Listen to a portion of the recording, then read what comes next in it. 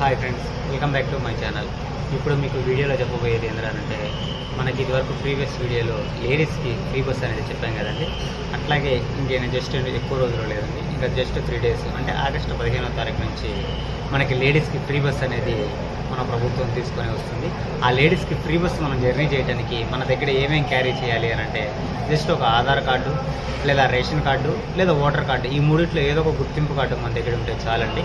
మనం free bus అనేది మనం జర్నీ చేయొచ్చు. మనం ఆంధ్రప్రదేశ్లో ఎక్కడికైనా జర్నీ చేయొచ్చండి.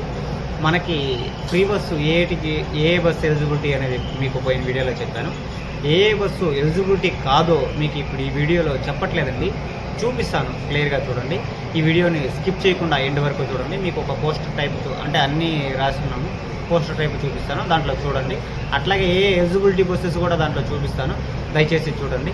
మీకు ఇప్పుడు ఈ వీడియో ఎలా అనిపించిందో ఒక లైక్ చేసి కామెంట్ రూపంలో కామెంట్ చేయండి. అంతకంటే ముందు పోతూ మన ఛానల్ని సబ్స్క్రైబ్ చేసుకోండి ప్లీజ్, దయచేసి.